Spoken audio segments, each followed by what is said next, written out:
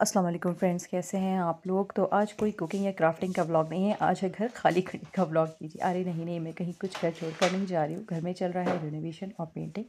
Renovation तो काफ़ी time से चल रहा है और पेंटिंग का टर्न है मेरे रूम का। तो मैं रूम में ये जो शेल्फ वगैरह हैं बच्चों की, जिन्हें मैं कई दफ़ा ख़त्म करवाने की सोच चुकी हूँ, फिर सोच कर छोड़ देती हूँ कि बच्चों के टॉयस रखे हैं एटलीस्ट। तो बस वही सब खाली कर रही थी, एक दूसरे रूम में शिफ्ट कर रही थी।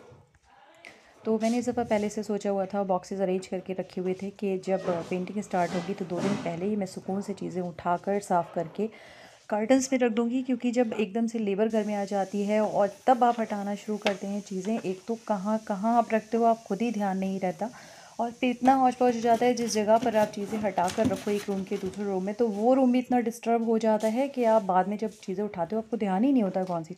अब भाई ऐसा तो है नहीं कि हमने खाली चीज़ें रख देनी है फिर उन्हें वापस नहीं लगाना है, वापस भी लगाना होता है। तो जब वो बॉक्सेस में प्रॉपर्ली अरेंज्ड होती है ना, तो हमें पता होता है कि हाँ, ये चीज़ उठा के वहाँ लगानी है, वो उस बॉक्स में।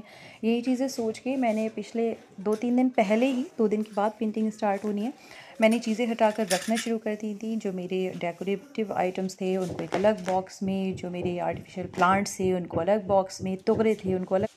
मैंने पहले से ही बॉक्सेस को कलेक्ट करके रखना शुरू कर दिया था। कुछ अप्लायंस के थे, कुछ कुरियर्स के थे, और मेरी कैट तो इतनी हैरत में थी ना कि आखिर मैं कर क्या रही हूँ, क्यों चीज़ें हटा रही हूँ।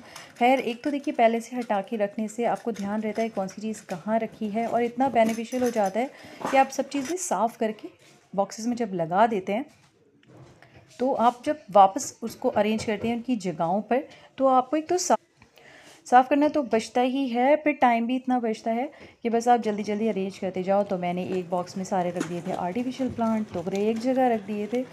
खैर, चीज़ें हटाते हटाते इतना मैं थक गई थी कि घर के काम में भी काफ़ी लेट हो गया था। और ये मेरा DIY पॉट है जिसे मैं रख रही थी, और ये एक्सीडेंटली मेरे हाथ से छूट गया और नीचे से थोड़ा ख़राब हो गया, और मुझे इसको अब थोड़ा रिपेयर करना पड़ेगा, जिस वक्त मैं वापस से इसको डेकोर करूँगी। तो दूसरे रूम के चक्कर काटते काटते मैं इतना थक चुकी थी। बच्चे और ये चले गए थे ऑफिस, टाइम था मेरे पास थोड़ा, तो मैंने बस अरेंज करना शुरू करा। और अब मेरे जहन में साथ में ये भी चल रहा है कि मैं हॉल में रूम में सब में कौन कौन से कलर्स करवाऊँ। खैर, ये दूसरे वाले रूम में एक साइड में मैंने ये सारे बॉक्सेस अरेंज कर दिए थे। मेरे घर में इतनी सॉफ्ट टॉयज़ हैं, नीचे वाला जो बॉक्स है उसमें सब में मैंने सॉफ्ट टॉयज़ भरे हुए हैं। और इतना मुझे इस दफ़ा ईजी लगा है सब कुछ, क्योंकि जब सब रख गया ना, तो फिर स्पेस उसके बाद भी काफ़ी ज़्यादा बच गया था। तो ये मेरी DIY टेबल थी, मैंने वो भी रखी थी बच्चों की स्टडी टेबल पे। बच्चों का कमरा एकदम से ऑक्यूपाइड हो गया था।